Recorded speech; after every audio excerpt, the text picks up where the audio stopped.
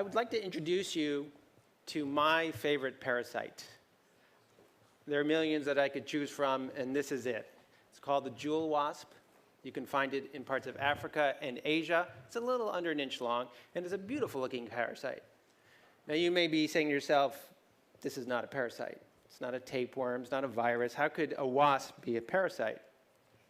You're probably thinking about regular wasps, you know, the ones that build paper nests as their house. Well, the thing is that the jewel wasp makes its house inside a living cockroach. Here's how it happens. The jewel wasp is flying around looking for a cockroach. When it sees one, it lands and bites on its wing. So I'll be the cockroach. What? And the cockroach starts shaking it off, like, get away from me. The wasp very quickly starts stinging the cockroach. All of a sudden, the cockroach can't move for about a minute. And then it recovers, and it stands up. It could run away now, but it doesn't. It just doesn't want to. It just stays there. It's become a zombie slave. And again, I'm not making this up. The wasp goes off. It walks away and finds a hole and digs it out, makes it into a burrow. It walks back. This can take up to half an hour. The cockroach is still there. What do we do now? The wasp grabs onto one of the antennae, bites down on it, of the cockroach, and pulls the cockroach. And the cockroach says, all right, and walks like a dog on a leash. The wasp takes it all the way down into the burrow. The cockroach says, nice place. The wasp takes care of some business, then goes and leaves the burrow and seals it shut, leaving the cockroach entombed in darkness, still alive. The cockroach says, all right, I'll stay here if you want. Now, I mentioned that the wasp took care of a little business before it left the burrow. The business was laying an egg on the underside of the cockroach. The egg hatches. Out comes a wasp larva. Looks kind of like a maggot with big, nasty jaws.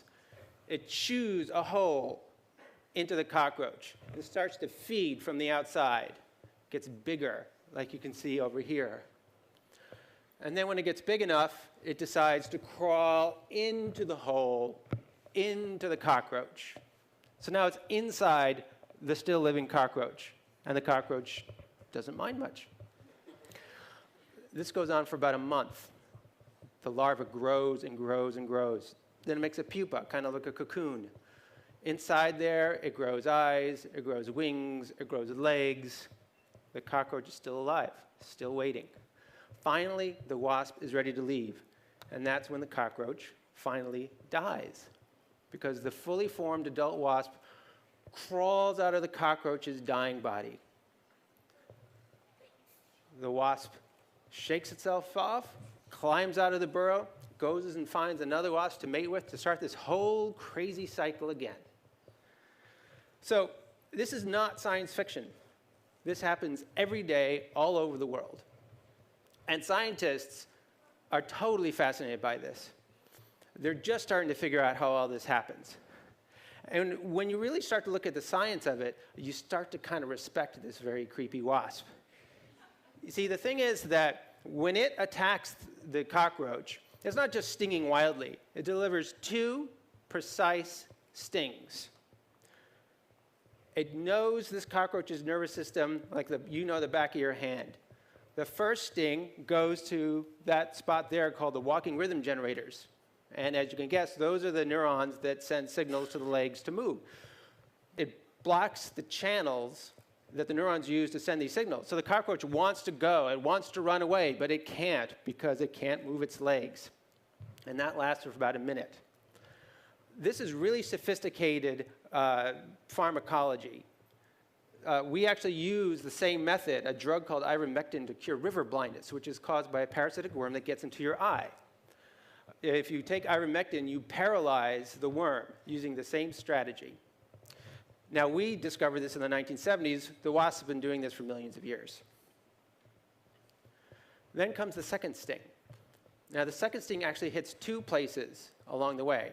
And to try to imagine how this could happen, I want you to picture yourself with a friend who's got a very long, very, very scary-looking needle.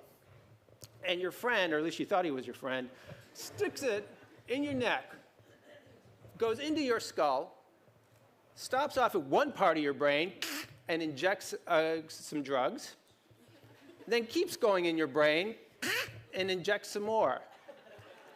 These are two particular spots marked here, SEG, and then you can see the tip of it in the brain, marked BR.